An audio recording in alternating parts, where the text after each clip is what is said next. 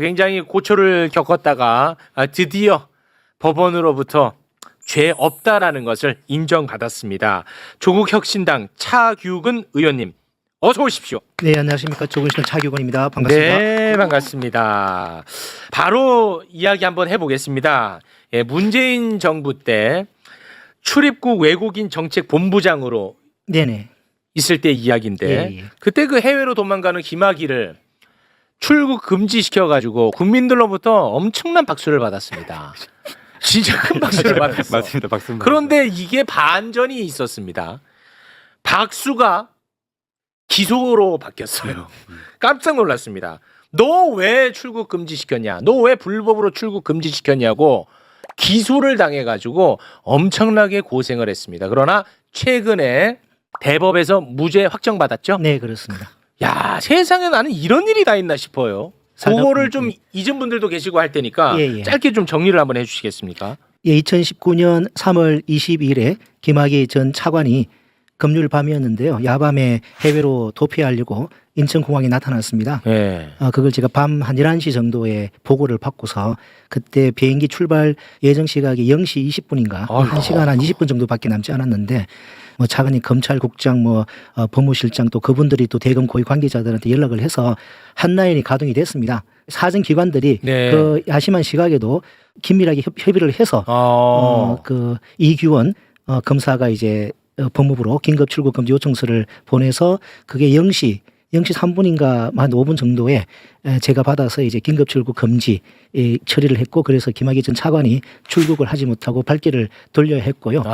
그리고는 이제 한 1년 한 6개월 정도 지난 2020년 12월에 그 판사 사찰 논란 관련해서 윤석열 전 총장이 그 징계에 처하게 됐습니다. 예. 네, 그래서 이제 판사 사찰 논란 관련해서 법관 대표자 회의가 2020년 12월 7일에 월요일에 열릴 예정이었는데 하루 전날 12월 6일 일요일에 그 주호영 그 네. 대표께서 판사 사찰이 문제가 아니라 법무부가 민간인 사찰했다고 하면서 제가 이제 그 우리 출국 공무원들이 네. 그 김학의 무고한 민간인을 사찰했다라는 이제 그 뭐 공익 제보가 접수가 됐다 이런 기자회견을 했습니다. 우리 그 공무원들이 일하다 보면은 엔터 치면은 다 로그 기록이 남지 않습니까? 네. 그게 이제 습관적으로 치게 되면은 숫자가 로그 많이 남게 되거든요. 마치 그 로그 기록이 다 이 뭐 불법 사찰한 것처럼 그 주장이 됐습니다. 그래서 무시했는데 한 달 후 공익 제보서를 입수했다 그러면서 수사가 시작이 됐습니다. 그래서 윤석열 당시 검찰총장 지시로 그 이정섭 검사라고 그 양반한테 그 많이 알려진 천암 때 그 양반이 이제 그때 수원지검 부장 3부장이었는데 바로 이정섭 부장한테 직접 전화를 해서 네가 맡아서 해라라고 지시를 해서 이제 수사가 시작이 됐고 그래서 제가 그때 뭐 구속영장까지 청구받아가지고 뭐 구치소도 한 8시간 정도 좀 있었고요. 그래가지고 결국에는 불구속 기소가 돼서 2021년 4월 1일에 기소가 돼가지고요. 재작년 1월 달에 이제 1심에서 무죄 받고 작년 11월 25일에 2심에서 무죄 받고 지난주 이제 6월 5일에 3심에서 최종적으로 다 무죄를 받았습니다. 아니 그러면은 이게 진짜 이상한 기소라고는 생각했는데 네네네. 다시 들으니까 또 새삼스러운데 네네네. 윤석열의 징계 네네네. 때문에 촉발된 기소라고 보는 게 타당하겠네요. 그렇습니다. 이 시선 돌리기용이었던 것 같네요. 그렇습니다. 물타기 와, 윤석열은 진짜 이래저래 정말 나쁜 사람입니다. 그리고 윤석열 전 총장이 이제 사표 내고 이제 검찰을 떠나지 않습니까? 네네네. 사표 내기 전에 마지막으로 저희에 대한 구속영장 청구하겠다는 거 성인을 하고 그래서 제가 3월 5일에 이제 영장 심사를 받았었죠. 와, 진짜 대단한 윤석열입니다, 정말. 그 당시 자기의 이제 징계 국민을 이제 모면하기 위한 것도 있고, 그러네. 또 제가 이제 그 개방직으로 이 문재인 정부에서 본부장으로 중용이 됐기 때문에 민변 출신으로서, 그러니까 저쪽에서는 제가 그 당시 이제 그 청와대 고위라인 그 조국 민정수석이나 그쪽에 지시를 받고 사찰했다. 라는 어떤 그런 프레임 하에서 민간인 사찰했다. 그런 식으로 프레임 짜가지고. 그거는 뭐 이제 뒤늦게 갖다 붙인 놀린 거고 이 동기가 굉장히 중요한데 굉장히 악마적인데요. 물타기용으로 시작이 된. 와, 근데 이제 당시에 윤석열은 국민적 영웅이다 보니까 이렇게 어이없는 기소가 벌어졌는데도 이게 오히려 윤석열 편을 들어줬었어요. 그 당시 근데 이제 그 공익 제보한 사람이 나중에는 안양시청 부장검사라고 밝혀졌는데 그 양반이 이제 그 자기가 그 2019년 6월 달에 안양시청에서 그 다른 김학의 전 차관에게 이제 출국 금지가 되지 않아서 나가도 된다라는 정보를 누가 흘린 게 아니냐 해가지고 저희가 법무부에서 그때 수사 의뢰를 한 게 있습니다. 안양지청에서 수사하던 수사팀이 있었는데 김학의가 출국 금지되지 않았다는 사실을 어떻게 알았지 그 부분에 수사에는 별 관심을 안 가지고 김학의를 어떤 경우로 막았지 이쪽에 엉뚱하게 관심을 가지고 막 수사를 진행한 거예요. 전혀 수사 의뢰와는 의뢰한 취지와는 무관하게. 그래서 그 당시 그 부장검사가 자기가 수사하면서 이제 수사하는 그 기록도 가지고 있다가 그걸 조선일보에 다 제보를 한 걸로 지금 그 추정을 하고 있습니다. 아니 그 무죄 받고 그 이후에 네. 와 기분 좋다 이렇게 끝낼 문제는 아닌 것 같은데요. 그 검사를 네. 처벌해야 되지 않나요? 자, 그 검사를 상대로는 제가 이제 민사 손해배상을 소멸시효 문제 때문에 이미 제가 이제 손해배상 청구 소송을 제기를 한 상태고 네. 그 공익제보한 그분도 그분이지만 그분 외에 제가 수사와 재판을 받고 그 과정에서 네. 저는 검사를 믿었습니다. 그래도 공익이 대표자고 해서 아이고. 이분들이 법무부의 출국 금지나 긴급 출국 금지 업무를 잘 모르시더라고요. 네. 처음에 제가 수사를 받아 보니까. 네네. 왜냐하면 출국 금지나 긴급 출국 금지는 검사들은 신청만 하지 요청만 하지 실제 하는 거는 법무부에서 다 하거든요. 그렇겠죠. 네. 잘 모르는 것 같아가지고 제가 실제 사례들을 다 분석해가지고 그 입건되지 않은 피내사자의 경우도 긴급 출국 금지가 됐었다라는 자료들을 제가 다 제출했습니다. 그때 어떤 반응이던가요, 검찰은? 근데 나중에 기소된 다음에 이제 그 수사 보고서를 제가 재판 과정에서 봤는데 제가 제출한 자료들을 외면하고 그 사실과 다르게 수사 보고서를 작성을 했더라고요. 의도적으로 한 그 자식들 진짜 다 처벌해야 됩니다. 왜 웃으면서 앉아 계세요 지금? 아니 웃을 때는 웃어야지.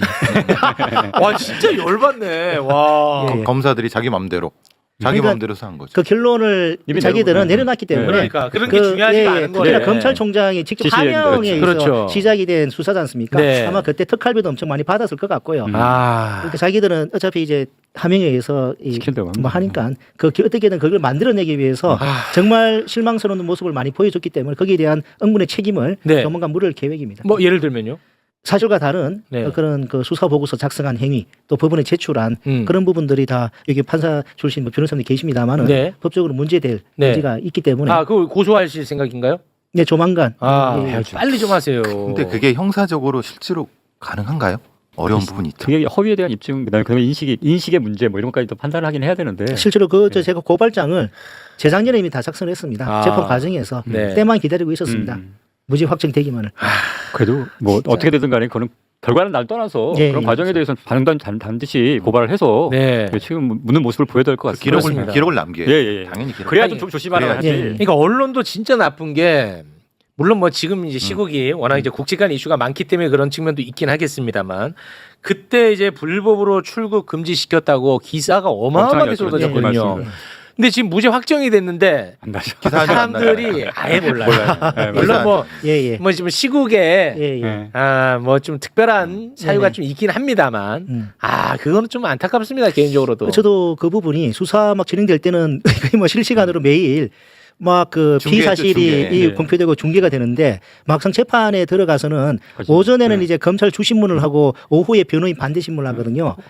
오전에 빠지죠. 오전에 하고는 자기들 검사들 위주로만 기사가 나와버리고 근데 오후에도 있긴 있습니다 기자들이 그 풀로 해가지고 재판 끝날 때 다 이제 녹취는 이렇게 속기는 해요. 근데 오후에 변호인들 저희가 이제 딱 그 완전 분위기를 반전시키는 증거도 제시하고 분위기를 딱 해가지고 되게 분위기 좋게 재판 끝났거든요. 전쟁일 그 다음날 보면 기사가 안 나와요. 미치겠다 진짜. 그나마 그때 더 팩트란 그 언론회사에서 그나마 그래도 오후 늦게까지 저희가 진행했던 그 부분을 조금 이제 반영해줘서 그나마 좀 위안이 됐었습니다. 그때 아무것도 모를 때였기 때문에 저는 그렇게 생각했던 것 같아요. 지금 생각하면 좀 한심한데 뭐 윤석열 뭐 어차피 자기 또 검사니까 김학의 검사라고 또 챙긴다 이렇게 바보같이 생각했는데 그게 아니고 김학의랑은 아무 관련도 없고 그냥 자기 징계 물타기용이었던 거야. 사실 검사들도 김학의 전 차관을 좋아하지는 않습니다. 조직의 명예를 실추시켰다고 보기 때문에 그 개인을 뭐 이렇게 좋아해서 그런 건 아니고요. 그러니까 2019년하고 그 당시에 검찰 조직과 윤석열 옹호 보위를 위해서 이런 그런 수사들이 이제 진행이 된 거죠.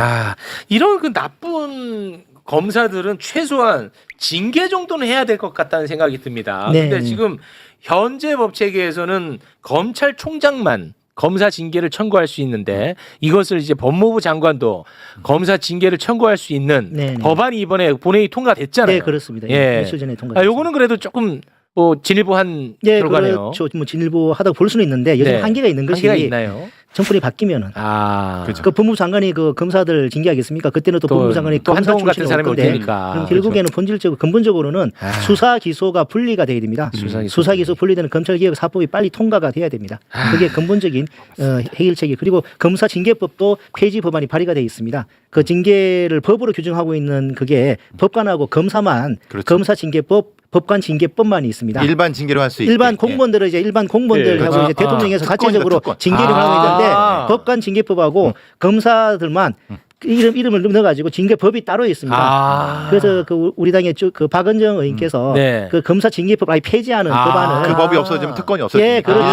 일반 공무원 예, 같이 똑같습니다. 예, 파면으로도 예. 지금 뭐 탄핵으로만 이게 해임할 수 있는데 맞아요. 예, 그런 법안이 이미 발의가 돼 있는데 판사는 인정하겠는데 검사는 왜 그러냐? 왜 그래? 일반 행정부의 공무원인데 그렇습니다. 너무 특권 아니에요? 검사 그만했습니다. 검사들이 항상 그걸 요구해요. 그렇죠. 법관과 대등하게. 그러니까. 그래서 급여도 마찬가지로 법관에 준해서 급여를 급수도 책정해달라고 하고. 똑같잖아요. 예. 이렇게. 아니 모든 행정부의 외청이잖아요. 그렇죠. 그런데 특권을 웃기는 거야 요구하는 지금 거죠. 보면. 그러니까 저 비정상의 정상화가 비정상이죠, 필요합니다. 근데 그 법안이 지금 현재 발의가 됐나요? 그리고 저 조국혁신당의 박은정 의원 잘 아시지 않습니까? 네. 작년에 발의를 하신 상태입니다. 그 통과 안 시킵니까? 뭐 급한 법 먼저 이제 발의하고 네. 아마 그것도 조만간 이게 통과되지 않을까 싶습니다. 네, 알겠습니다. 아니 어떻게 당사자한테 저보다 분노가 덜하네요. 너무 차분해서. 이거 저 첫 방송이 여기 외국에 처음 왔는데 그런가요? 되게 긴장되고. 저는 막 진짜 너무 화가 나거든요. 요거는 빨리 좀 해결해야 될 부분이 굉장히 많네. 야, 검사가 알게 모르게 특권이 많아요. 법으로 되어 있는 게 많네. 근데 그 탄핵조차도 못 시키게 하는 그런 것은 진짜 해도 너무하는 거야, 진짜. 알겠습니다. 저만 분노해서 요 부분을 정리하도록 하겠습니다. 이번에는 배상훈 프로파일러 님한테 좀 넘어가도록 하겠습니다. 이게 요새 이제 워낙 굵직한 뉴스가 많다 보니까 이런 이제 사건 사고를 저희가 좀 다루질 못했는데 최근에 지하철 5호선에 그 방화 사건이 하나가 있었는데 이건 진짜 끔찍한 사건입니다. 큰일 날 사건이죠. 예. 예. 자신의 개인적인 분노를 사회적인 다수한테 풀어내는 최악의 범죄죠. 근데 이게 반달리즘과 연결되면 왜냐하면 남대문 화재처럼 네. 그런 거가 연결돼 갖고 대통령께서도 이제 우리나라의 자살이 이렇게 높으냐 이렇게 말씀하셨는데 자살이란 것은 결국은 자기 안으로 들어오는 네. 건데 분노가 그렇죠. 자기 바깥으로 타인한테 되는 부분이 3대 요소가 있습니다. 그게 말하자면 아까 지금 말씀 프록시 바이럴 크라임이라고 하는 것과 리셋 증후군과 그다음에 반달리즘 세 가지 요소가 있습니다. 리셋 증후군이라는 것은 보통 이제 자기 가족을 죽이고 자기도 죽는다고 하지만 사실 자기 안 죽고 나오는.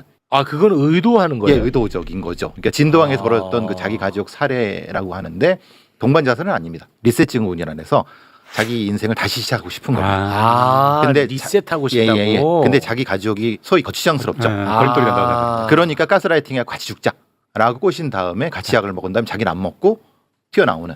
그래서 이게 보통 사회가 무너지는 3대 요소 중에 하나입니다. 그러니까 반달리즘 같은 경우는 문화재라든가 과거의 추상적 요소를 공격해서 사회를 무너뜨리는. 이게 보통 광화문 칠하거나 아니면 고려시 혁탑을 칠하거나 이게 사회적 범죄의 3대 요소거든요. 그게 이 3대 요소가 지금 우리나라가 이제 급격히 늘어나고 있어서 예. 특히 이제 가족 살해 후 자살을 위장한 어떤 범죄, 요게 이제 폭증하고 있는 상태가 되는 거고요. 아마 몇 달 전에 똑같은 일이 벌어졌을 겁니다.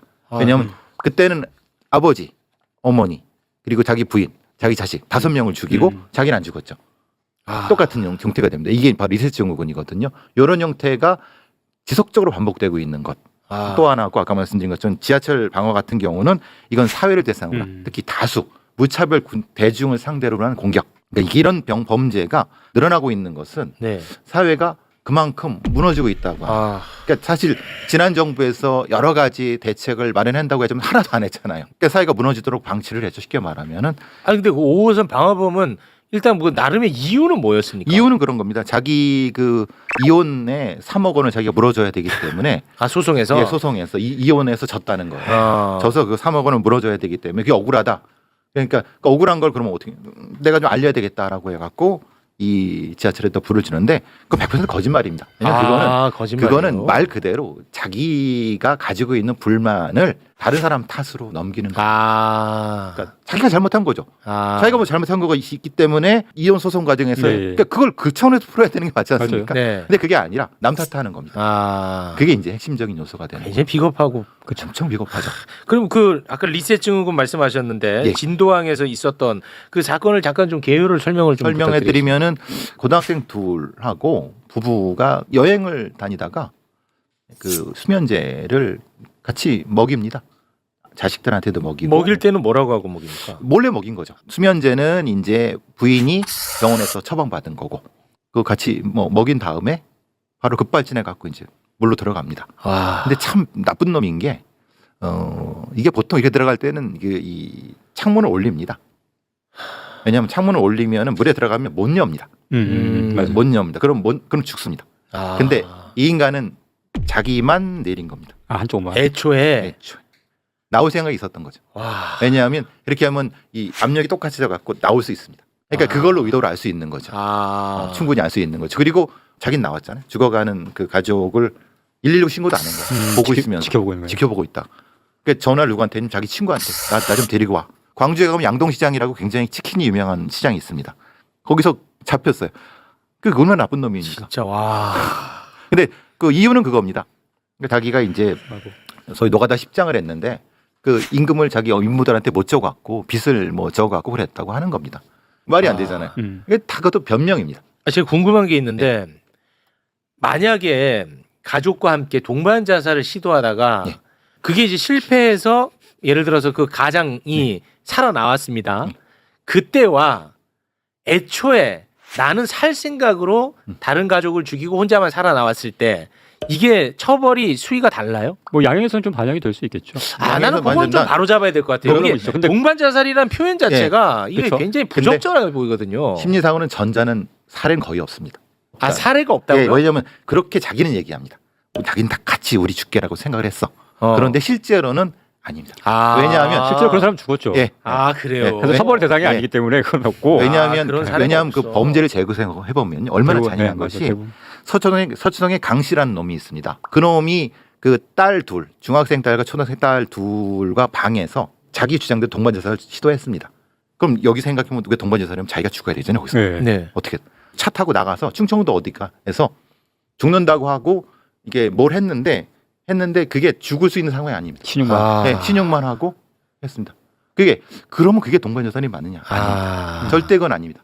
만약에 그랬다 그러면 거기서 자기 먼저 죽습니다. 우리가 보통 동반 자살이라고. 그러니까 이 부분은 우리가 절대 오해 있으면 안 됩니다. 이전에는 그걸 동반 자살을 인정했습니다. 예전에 그랬었구나. 그래서 이거 불쌍하다라고 해서 형량이 많이 깎였던 게 과거에 많았습니다. 그럼 판사님 잘 아실 겁니다. 그걸 그별하기가 좀 예전에는 뭐 쉽지 않다고 생각해가지고 지금은 이제 인정하지 않는 추세군요. 그렇죠. 이게 어차피 사람인데 그 과정들을 좀 이제 면밀하게 보는 거죠. 면밀하게 봅니다. 예전에 그냥 같이 시도했다라고 하면 동반 자살을 그랬구나라고 하는데 이제는 뭐 어떻게 했고 어떻게 했는지 보니까 증거를 다 확인해 보니까 이건 동반 자살이 아니거든요. 살이다 이렇게 보는 거죠. 근데 애초에 그렇게 해갖고 다 죽는 사건도 그 동반 자살이라는 표현 자체가 그렇죠. 이거는 굉장히 잘못된 표현이라는 거죠. 의지가 더 자살하겠다는 의지가 없었는데. 그렇죠. 그건 살해죠. 맞습니다. 대부분의 아이들이 살려달라고 그럽니다. 그러니까 가족도 죽인 거고 자기도 죽인 거죠. 자기도 죽인. 그죠. 그러니까 이 용어 자체가 잘못된 거군요. 그렇습니다. 근데 이게 이제 소위 말하는 사회적인 리셋 증후군 같은 건데 이런 부분들이 사실은 좀 사회적 기본이 무너지는 거거든요. 이게 법질서 차원에서도 그렇고 사회 공동체 연대 차원에서도 사실은 시급히 회복해야 될 부분입니다. 인식부터 바꾸고. 근데 이런 범죄가 늘어난다고 하니까 좀 숨막히네요. 왜냐하면 그만큼 양극화되고 각박하니까 뭔가 탓을 하는 겁니다. 그렇죠. 남 탓을 누구 탓을 하는 거죠. 그래서 이런 사각지대를 남일로 보면 안 된다는 거예요. 결국은 해를 내가 입잖아요. 그러니까 우리가 다 같이 고민해야 되는 부분이 맞아. 관심을 좀 가져. 자, 우리 신중권 변호사님은 어떤 주제 준비해 오셨습니까?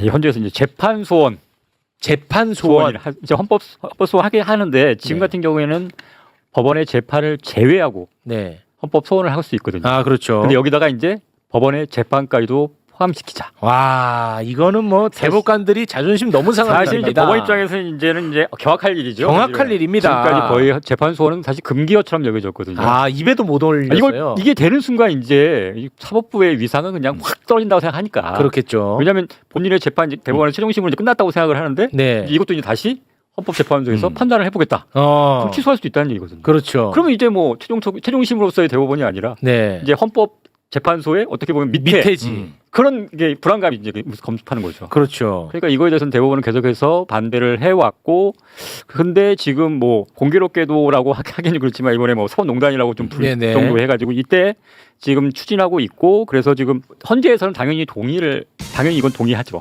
왜냐면 헌재는 왜냐면 2013년부터 사실 이걸 하고 싶어 했어요. 아, 그래요? 다만 표현을 해요? 예, 다만 표현을 필요하다는 식으로 얘기를 했는데 다만 이것도 예전에는 이게 위헌법률 심판 제청이 됐었거든요. 이게 왜냐하면 헌법에 되어 있는 게 아니라 헌법재판소법에 법원의 재판을 제외하고라는 문구가 있어요. 그래서 이것 때문에 위헌법률 심판 제청이 있었는데 뭐 당연히 결정은 이건 위헌은 아니다. 다만 뭐 이렇게 하는 게 좋다. 포함되는 게 좋겠다라는 식으로 헌재가 의견을 표명해 놨단 말이죠. 근데 이게 알아서 국회에서 알아서 이게 해주겠다는데 헌법재판소 입장에서는 당연히 땡큐죠. 아, 그래요? 그래서 지금 적극적으로 의견서를 제출하고 있습니다. 아, 그래요? 네. 어떻게 하겠다. 이게 문제점이 제기되면 우리 이렇게 할 거야. 걱정하지 마. 이런 식으로 계속해서 지금 의견 제출하면서 지금 계속 바람몰이를 하고 있습니다. 아, 그래요? 네. 아, 대놓고 그렇게 표현을 하는구나, 헌재가. 왜냐하면 헌재하고 사실은 대법원하고 사이가 안 좋습니다. 뭐 그러니까요. 네. 그 한정위원이라고 해서 변형 결정이 있었거든요.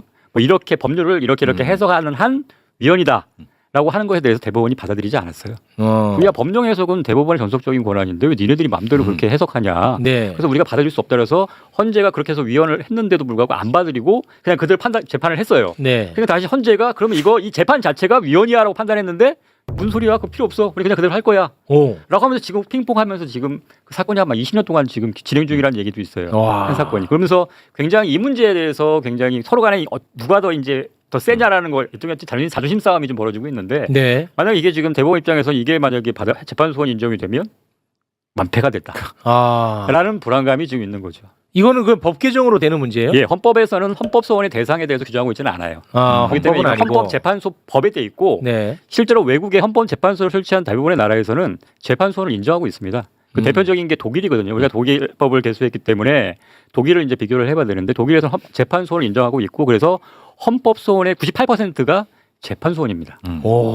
그래서 사실은 이 걱정하는 건 뭐냐면 지금 헌법재판소에서 만약에 재판소원을 인정해버리면 니네 그거 어떻게 감당할래? 그렇긴 할 것 같은데. 왜냐하면 지금 그 88년 헌법재판소가 개청한 이래 지금까지 처리한 건수가 한 5만 건이 좀 넘어요. 근데 대법원에서 처리하는 건수가 한 해가 4, 5만 건이에요. 그렇더라고요. 그가 20 몇 년 동안 한 거를 거의 1년 동안 하고 있는 건데 만약 이거 다 재판소 인정해가지고 헌재로 간다고 생각해봐라. 너네 이거 할 수 있어?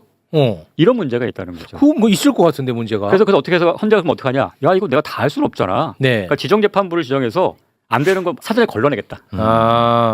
그러면 대부분이 걸러낼 거란 말이에요. 근데 지금 그렇게 되면 어차피 재판소 인정해놓고 나서 그게 대부분 다 잘라버리면 그렇지. 결국 뭐가 인정이 되는 거야? 뭐가 그게 기본권의 보호야?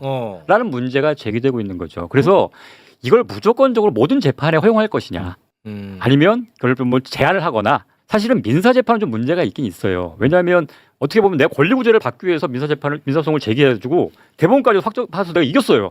아니 내가 이제는 내가 권리구제가 되나 보다 했는데 갑자기 재판소를 한다고 하면서 또 지연돼. 그러니까 재판 지연의 목적으로 재판소를 이용할 수도 있단 말이죠. 그래서 제 생각에 우선적으로는 우선 형사소 재판에서 먼저 해보는 게 어떨까. 왜냐하면 이거는 공권력이라는 게 확실한 게 있으니까 이거하고 뭐 예를 들면 행정소송 이 문제에서 우선 하고 그 다음에 민사는 조금 하는 걸 봐서 확대하는 쪽을 하는 게 어떨까라는 생각이 들어요. 그 1년에 그 상고심이 한 4만 건 정도 된다는데 거기에는 민사가 많아요, 형사가 많아요? 대부분 민사가 제일 많죠. 민사가 대부분이에요. 아무리 건수로 치면 훨씬 많죠. 그럼 형사에 국한해서 한번 해보는 것도 방법이 되겠네요. 그리고 지금의 현재 구성으로는 안 되고요. 훨씬 늘려야 돼요. 늘려서. 그러면 또 그거 싫어할 것 같은데 헌재가? 뭐 그거는 뭐 싫어할지 안 할지 모르겠어요. 그럼 니네가 하겠다고 하면 그럼 지금은 안 된다. 어차피 이거 굉장히 지연되고 낭비밖에 안 되니까 어차피 늘려서 지금 그래서 실제로 전문 재판부처럼 위헌법률 심판 제청하는 헌재 따로 예를 들면 헌법소원하는 헌재 따로 이런 식으로 분리를 하고 있단 말이에요. 지금 뭐 다른 사건도 지금 하느라고 지금 허걱대고 있는데 헌재도 이거 다 받아버리면 안 되거든요. 그러니까 재판소를 담당하는 거를 하나 더 만들어서 새로 이렇게 분리해서 하는 게 어떨까. 그다음에 어떻게 했으면 헌재 같은 경우에 만약에 대법원의 판결을 판단하려면 굉장히 고도의 법 지식이 필요하단 말이죠. 그러려면 그 인력도 사실은 우수한 인력들을 뽑아야 되는 거고 그냥 네. 아무나 해서 할 수 있는 문제는 아니니까 법률적인 문제가 굉장히 많기도 하고 하니까 네. 그런 문제들까지도 함께 고려를 하고 있는 거냐. 단순히 지금 내가 빨리 그 재판소 갖고 와가지고 내가 저 대법원보다 좀 위에 있어야지 이런 생각으로 추진할 문제는 아닌 것 그런 같고 문제는 아니네요. 그런 기반들이 좀 마련된 그것과 같이 논의가 돼야 되는데 그런 논의는 아직까지 활발하게 이루어지지 않는 것 같아서 네. 그것도 같이 논의돼야 되지 않을까라는 생각이 듭니다. 알겠습니다. 자, 오늘은 그럼 여기서 마무리를 지어볼까 하는데요. 우리 차규근 의원님. 마무리하기 전에 아까 전에 제가 말한 내용 중에 그 공익 신고한 사람이 조선일보 기자에게 이제 공익 제보서를 갖다가 준 걸로 생각이 된다. 약간 정확한 표현이 어땠는지 모르겠는데 그런 취지로 이야기를 했습니다. 근데 이제 그 당시 그 부분 이제 조선일보에서 공익 신고를 입수를 했다라고 보도는 했는데 그 이후에 이제 그 해당되는 기자가 유독 단독 기사를 좀 많이 냈습니다. 그 특별한 좀 관계가 아니면은 입수하기 어려운 그런 정보에 기반해서 단독 기사를 많이 내서 제가 이제 의구심을 가지고 있다는 것이지 확실한 건 아니고 확실한 건 아니고 밝혀진 건 아니다. 공익신고라는 그 한 사람이 그 조선일보 기자에게 그 공익신고 제보했다는 확실한 근거가 있는 건 아닙니다. 의심한다. 이 부분을 갖다가 좀 약간 네. 분명히 하고 싶습니다. 어쩐지 방송 진행되는 내내 얼굴이 너무 불안해. 이거 생방 아닙니다. 생방 아닙니다. 걱정하지 마세요. 의심한다. 이 마지막 부분 반드시 제가 방송에 집어넣도록 하겠습니다. 그것 때문에 아무것도 못 하셨어. 그게 걱정이 많이 됐습니다. 네, 알겠습니다.